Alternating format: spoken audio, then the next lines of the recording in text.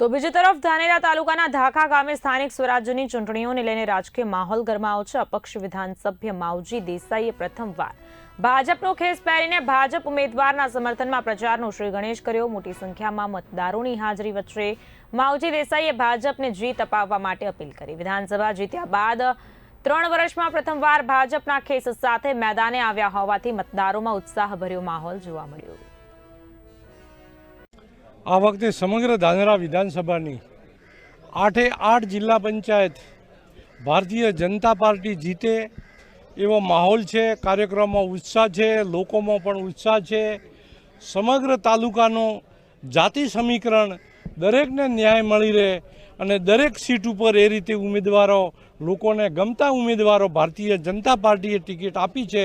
એટલે સમગ્ર ધાનેરા વિધાનસભાની 8 જિલ્લા પંચાયત અને તાલુકા પંચાયત ભારતીય જનતા પાર્ટી મોટી લીડથી જીતશે એવી અમને સંપૂર્ણ આશા છે।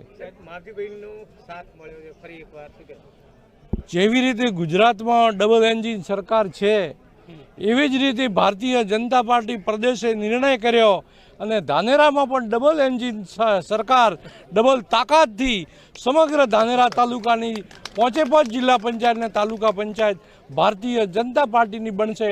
એના માટે તન મન ધનથી અમે બધા આજે ધાખા જિલ્લા પંચાયતના કાર્યાલયનું ઓપનિંગ હતું ત્યારે હું અને મારી સાથે માધવભાઈ રાણા, ભગવાનદાસ અને અહીંયાના સૌ આગેવાનો સાથે મળી અને ધાખા જિલ્લા પંચાયત અને નીચેની 5 તાલુકા પંચાયતના કાર્યાલયનું ઓપનિંગ શીતળા માતાના મંદિરે કાર્યાલયનું ઓપનિંગ કર્યું। અને સાથે સાથે આપણે જ્યારે ખેસ પહેરવાની વાત કરી છે ત્યારે હું સંપૂર્ણપણે ભારતીય જનતા પાર્ટીનો સંનિષ્ઠ કાર્યકર્તા વર્ષોથી છું અને રહ્યો છું। સમય અને સંજોગે ઘર હોય, પરિવાર હોય તો નાના મોટા મનભેદો થતા હોય, પણ એના માટે કરી અને પાર્ટી છોડીને ક્યારે બહાર ગયા નથી।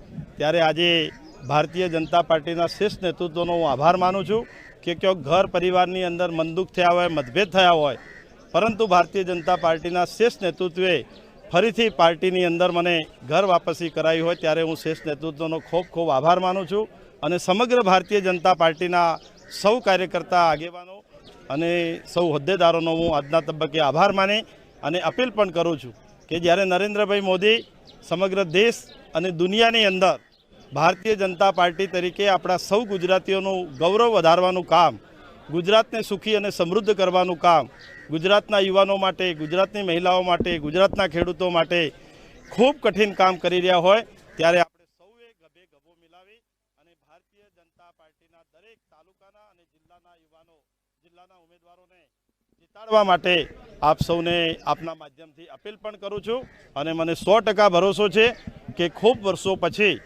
આ વખતે બનાસકાંઠા જિલ્લાની અંદર ભારતીય જનતા પાર્ટીની જિલ્લા પંચાયત અને સમગ્ર તાલુકા પંચાયતો બને એવો અમને પાક્કો દ્રઢ વિશ્વાસ।